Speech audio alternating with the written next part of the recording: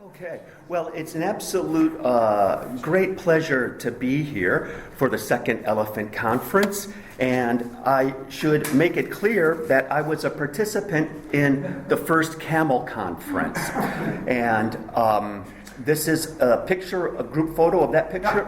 There's, of course, our leaders in the front and the back, and this conference, together with the Elephant Conference, have really heightened my consciousness of animals in Afghanistan.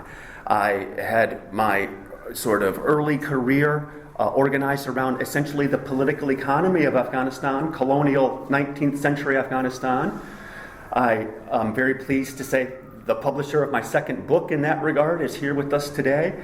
And the work I've done towards these animal conferences has really brought a whole new perspective to Afghanistan for me. Essentially, it's through animals that I've realized an environmental history of Afghanistan needs to be written, and that's really my next project. And I have to just thank William and Ed for doing all they have done with these animal conferences, because they've been career-changing for me and I'm sure many others involved.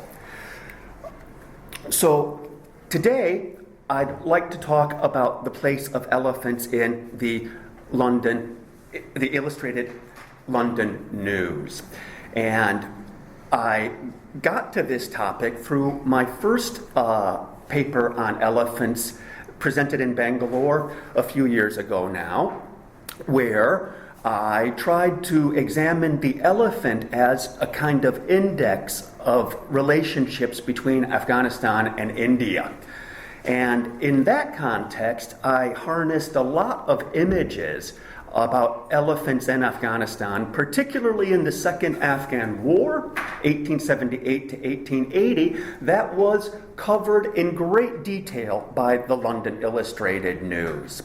And it's pictures of elephants carrying mounted artillery that I encountered a few years ago that really piqued my interest. First of all, in the place of Afghanistan in the Illustrated London News. It turns out that this very first issue of the Illustrated London News in May 1842, although this cover page doesn't capture Afghanistan, Afghanistan was all over this first issue because of the first Afghan war that went so badly for the British. And indeed, I believe it's the second or third page of the first edition of London Illustrated London News. We have some images of Ghazni and Kabul and discussions about kind of accountability for what went wrong for the British in the First War. And at my university, we have been able to purchase a digital version of the Illustrated London News, from the first edition to 2003, I believe. And that allows for electronic searches, which I have done using elephants as a keyword.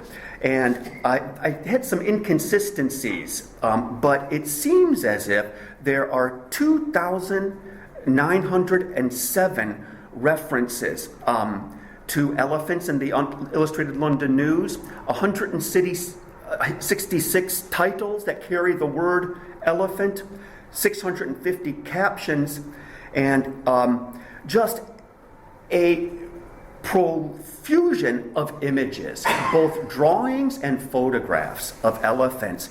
And we get something like 1,945 images of elephants in the pages of the Illustrated London News. And it's really those images that I'd like to share with you across a few categories. As I did my best to kind of cull these images and distill the categories, I came up with 5 categories that we could begin to approach these images with. One is of royalty, that is the Queen and the Prince and their engagement with elephants. The second category would be science and history, particularly biology and evolution, and historical sciences. A third category would be kind of metropolitan culture.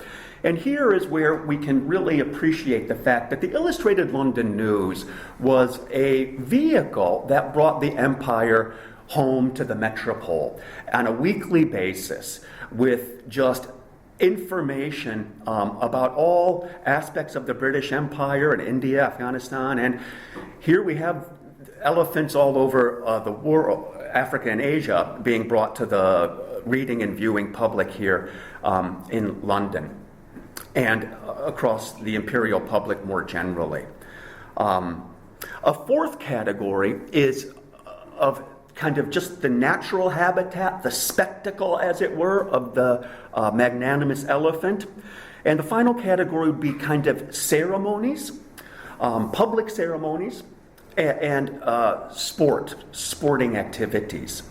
And it'll be hasty, but I'll end up going very speedily through images of elephants in this publication that speak to these categories. And that'll really be, I guess, the thrust of what I'm presenting here today. But I'll need to do a couple of things before we get there. That is, first, I need to make a couple of public corrections to things I have said and have printed about elephants from my first paper. And in my first paper, I claimed that this was the last Afghan elephant. Long story, but I claimed that this elephant that died in Baton Rouge, Louisiana, had an Afghan kind of genealogy.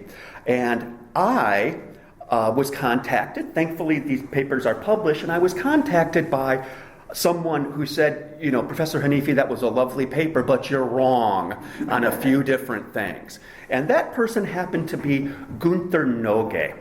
Gunther Noge clarified for me the truth about the last Afghan elephant, and it turns out to be an elephant gifted by the President of India to the Afghan monarchs in the 1970s that became a real feature of the zoo in Kabul.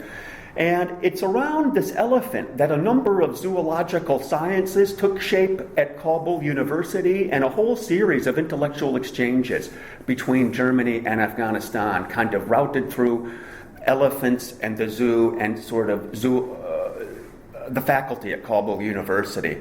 So it's really opened up a sort of global knowledge transfer sort of approach to Afghanistan more broadly that has been very significant for me. Gunther Noge was, I think, the only back-to-back president of the World Zoological Association. He's an authority on elephants, and he is based at Cologne Zoo in Cologne, Germany, where he has developed the largest elephant park in Europe and a theory of captive breeding that is organized around moving elephants in herds. It's called herd management breeding, as opposed to just individual elephants going and sort of circulating. And again, there's a great deal of science behind all that I've kind of come to appreciate from Gunther Noge.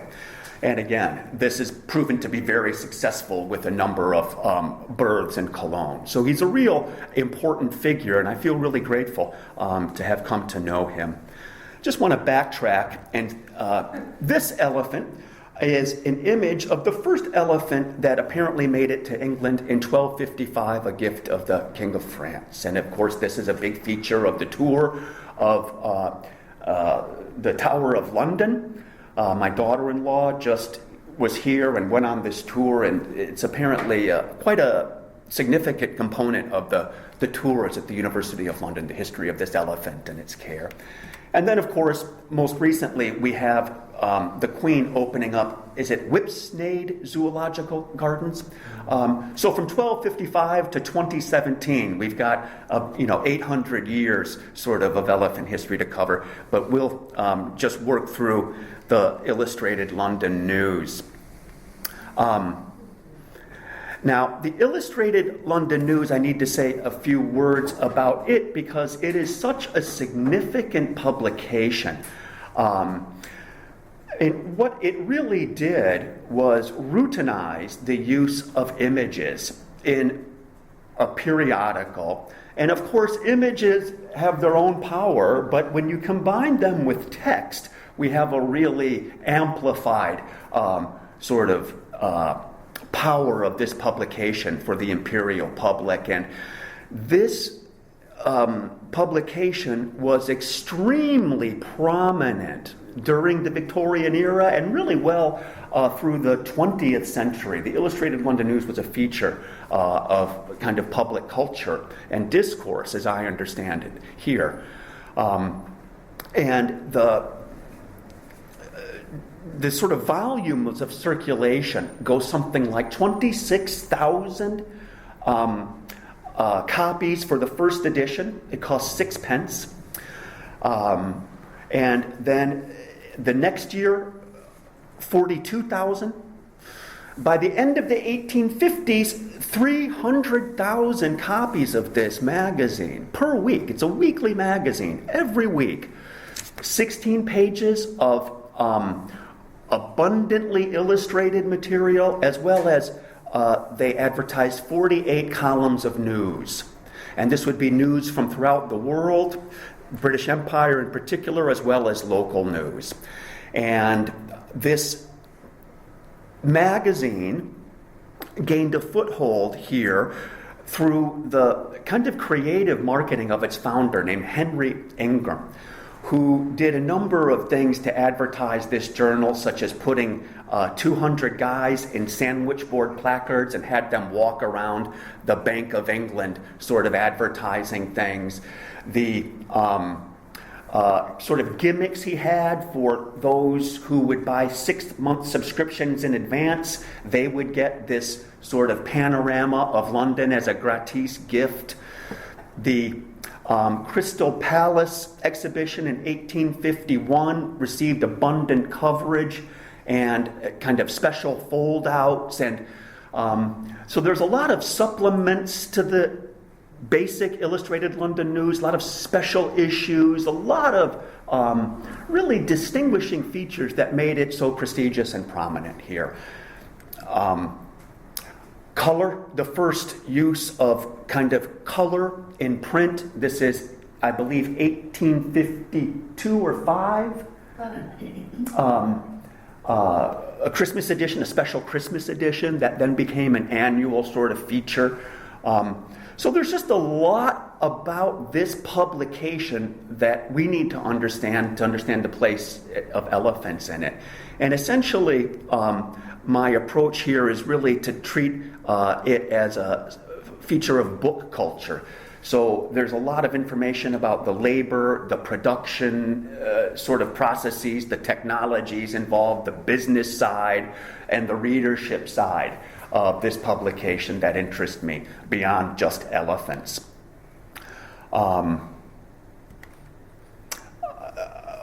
There was a weekly feature on chess that was apparently really consumed in a global way. So I forget the author's name, but he became world famous by his kind of chess installments in this Illustrated London News. So it's a really rich publication. And now we get into the images that we can enjoy. I'm not sure if it would help to turn off any of the lights. I hope this is visible for you. But this is an image of, again, Queen Elizabeth on an elephant here, this time in India. And her presence in India, as well as various princes of Edinburgh, Prince of Wales in India and Africa, we'll see a lot of them. Again, Prince of Wales in India. The elephant, these covers were really strategic marketing features of this, and the elephant appears on these covers regularly. As again, being what it is, an elephant, I think really added to the marketability. And again, it's not the drawings themselves deserve a lot of attention because of the basically popularizing woodcut as opposed to metal engravings. And there's an argument about that that is a class-based argument. And the London Illustrated News was a popular literary phenomena. And it wasn't just for sort of elites and the genteel, but really middle-class literature is what we have here. It's transport. These are just images of various forms of transport for the Queen. And again, the elephant is prominent. The Duke of, in this case, the Duke of York's elephant hunting received a great deal of attention. Again, here, just phenomenal images with a lot of fascinating text built around them. Now we move into essentially science. Those were images previously of sort of the Queen and the princes. Now we get into sciences, that is, animal behavior, biology, evolution, where we have again, the great history of Hannibal and his elephants gets explored. This is, again, color photographs, which was a new phenomena. The sort of discovery of elephant images in Mayan art in the Americas needed to be explained. The Illustrated London News set about trying to explain that.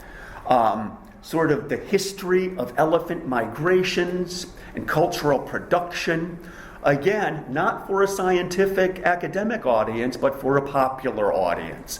And again, the elephant receiving a great deal of attention. This, the sort of different species of African and Asian elephant also get explained, as we'll see diagrammatically. This is the Mayan art phenomena that I explained needed sort of attention and theorizing. Attention to the elephant in Old Persian art. Biology. Again, sort of following a bit along the lines of some of the images we saw earlier. And fascinating images, again, Alexander the Great's encounter of King Porus, and the elephants involved in that battle are, kind of legendary and get treatment in this way. The horse and the elephant connecting to dinosaurs, and again, we can see real kind of public culture. Public knowledge. Again, this is not just about the empire. It's really about the place of the empire in the metropole. And so, next thing you know, we have the history of London getting highlighted by the presence of elephants here. Sorry, what was that? This is elephant tusks discovered in England.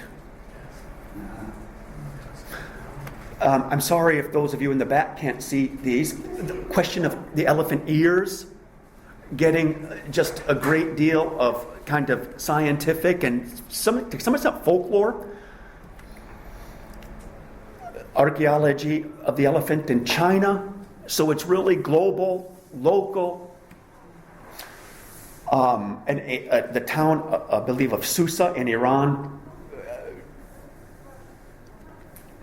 And now we come sort of we've left now science and history and biology, and we have come now to metropolitan culture. And here we see an elephant somewhere down in the theater district. Here, this is 1842 in the London Theatre. And the tremendous amount of information about elephants at the zoological gardens. Again, the sort of genealogy of Whipsnade and its elephant center. There's a deep history of that here. And the Illustrated London News is a great way to get at that history. Popular culture, the movie. I don't know the name of the Kipling film that got turned into a movie, and that. Yeah, thank you. My grandchildren would be ashamed that I don't know that. Yeah. So what I'll do then is try to get through metropolitan culture.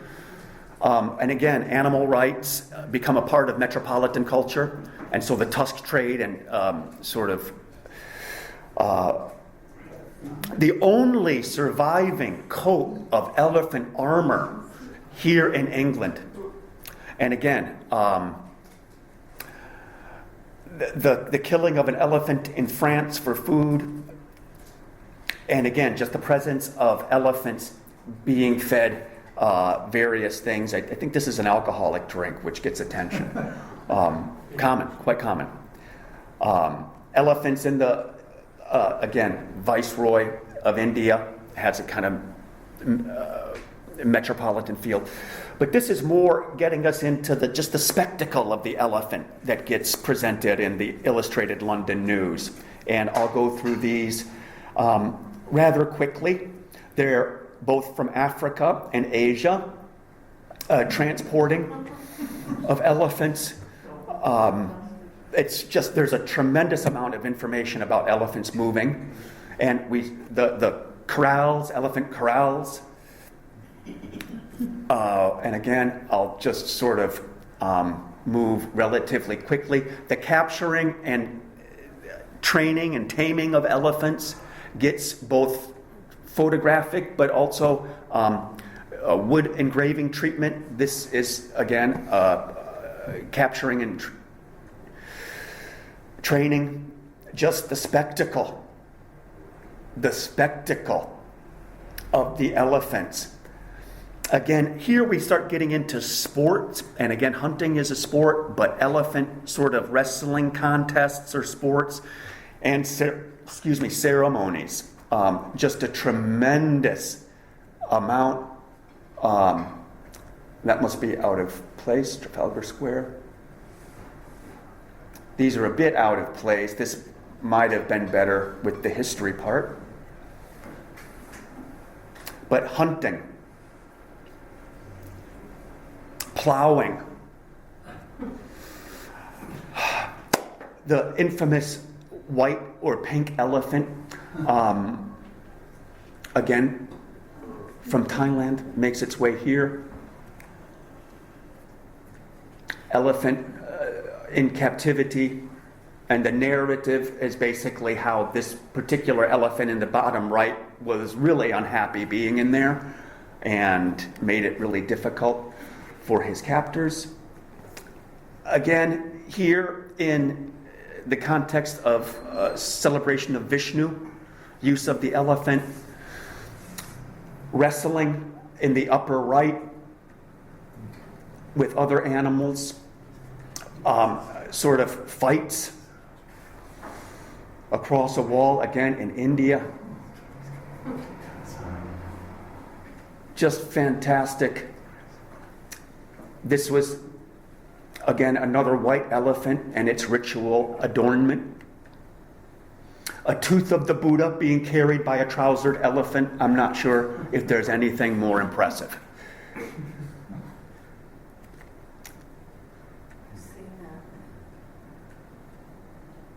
And so we see again a monk who died being sort of buried with a massive elephant ritual ceremony.